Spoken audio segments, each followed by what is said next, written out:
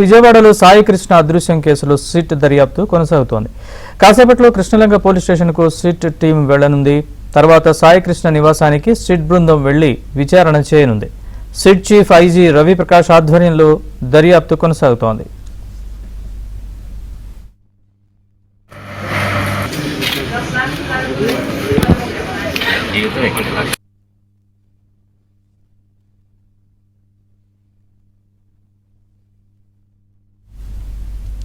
సాయి కృష్ణ అదృశ్యం కేసులో సిట్ దర్యాప్తు కొనసాగుతోంది. కాసేపట్లో కృష్ణలంక పోలీస్ స్టేషన్కి అలాగే సాయి కృష్ణ కుటుంబ సభ్యుల్ని సిట్ కలవనుంది. దీనికి సంబంధించిన పూర్తి వివరాలు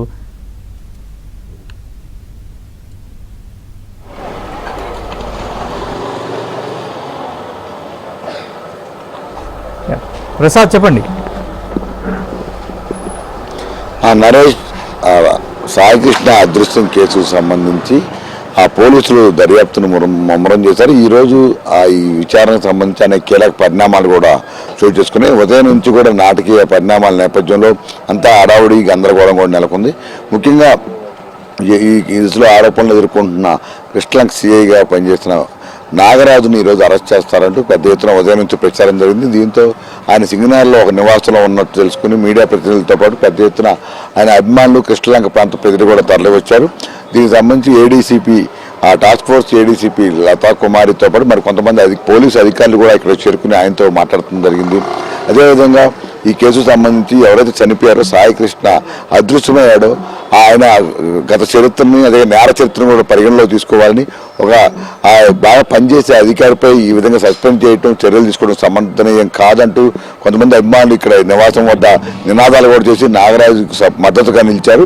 ఈ పరిణామాల నేపథ్యంలో పోలీసు అధికారులు కూడా ఆయనతో మాట్లాడటం జరిగింది. అయితే పలువురు పోలీసు అధికారులు ఇక్కడ చేరుకోవడంతో ఆయన అరెస్ట్ చేస్తారని చాలాసార్లు కూడా అందరూ భావించారు. అయితే ఇప్పటివరకు కూడా అరెస్ట్ అయితే జరగలేదు. ఇక ఈ కేసుకు సంబంధించి ఇప్పటికే దైవప్రసాద్ ఏసీపీ దైవప్రసాద్ నేతృత్వంలో ఒక బృందం అన్ని కోణాల్లో విచారిస్తుంది. ఇవాళ మూడో రోజు కూడా కృష్ణలంక పోలీస్ స్టేషన్లో కృష్ణలంక కానిస్టేబుల్తో పాటు టాస్క్ ఫోర్స్ సిబ్బందిని కూడా వారు ప్రశ్నించినట్టు తెలుస్తూ ఉంది.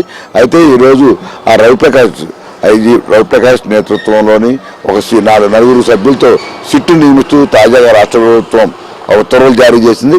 ఈ సిట్టు ఈ రోజు నుంచి కూడా మొత్తం విచారణ చేసి దానికి సంబంధించి నివేదిక ఇవ్వాలని కూడా ఆదేశాలు జారీ చేసింది. ఈ పరిణామాల నేపథ్యంలో మరి కొద్దిసేపట్లో విజయవాడ కృష్ణలంక పోలీస్ స్టేషన్కి సిట్ బృందం చేరుకునే అవకాశం ఉందని చెప్తున్నారు.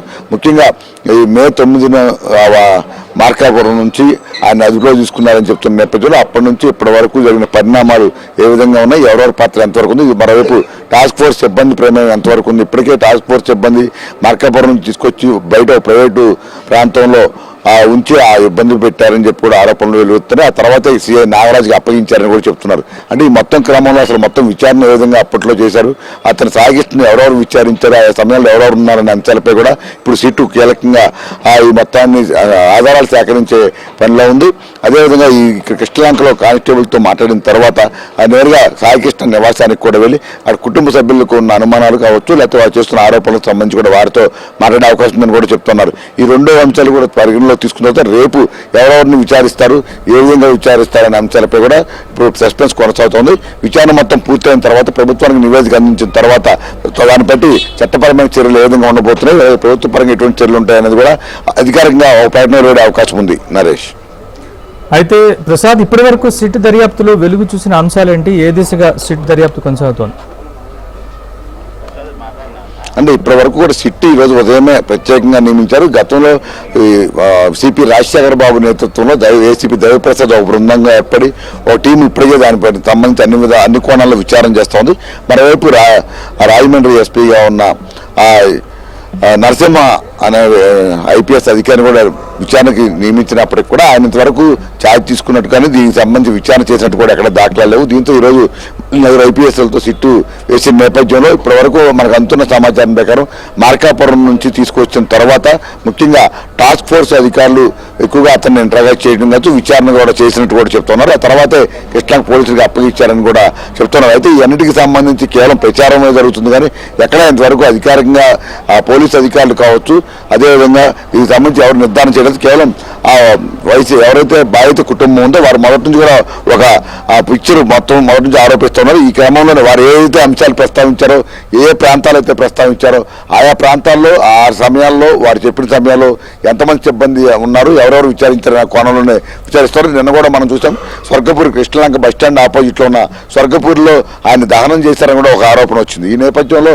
అక్కడ నిజంగా ఆడు చెప్పిన అనుమానం వ్యక్తం చేసిన ఈ మే నెల 23, 24, 25 ఈ 3 తేదీల్లో అక్కడ ఎన్ని మృతదేహాలు వచ్చాయి, అలాగే అనాథ మృతదేహాలు ఎన్ని వచ్చాయి, వాటిని దహనం చేసేందుకు సంబంధించి ఎవరెవరు ఆదేశాలు ఇచ్చారనే అంశాలపై కూడా నిన్న పరమర్శ పవన్ కిషోర్ పూర్తిస్థాయి విచారణ చేసి భాష అనే వ్యక్తిని కూడా ఉదయం నుంచి సాయంత్రం వరకు స్టేషన్లో మరోసారి విచారణ చేసి అతని నుంచి స్టేట్మెంట్ తీసుకున్నారు. ఇక నాగరాజ్తో పనిచేసిన కానిస్టేబుల్ కొంతమందిని కూడా విచారించి వారి నుంచి కూడా స్టేట్మెంట్ తీసుకున్న నేపథ్యంలో నిన్న సాయంత్రం నుంచి కూడా వారు అదృశ్యమయ్యారని కూడా చెప్తున్నారు.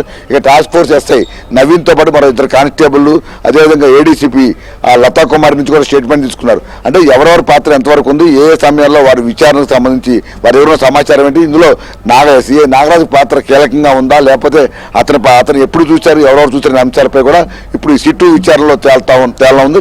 ఇప్పటి వరకు కుటుంబ సభ్యులు ఏదైతే ఆరోపణలు చేశారో వాటికి సంబంధించి స్పష్టమైన సాక్ష్యాలు అయితే ఇంకా సేకరించాల్సి ఉందని కూడా చెప్తున్నారు. ఈ 2-3 రోజుల్లో పూర్తిస్థాయి విచారణ చేసిన తర్వాత ఆ సాక్ష్యాలను బట్టి ఆ కోర్టులో నాగరాజుని అరెస్ట్ చేసి ప్రవేశపెట్టే అవకాశం ఉంది.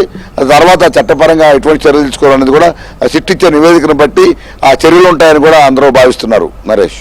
Right Prasad, thanks for the update.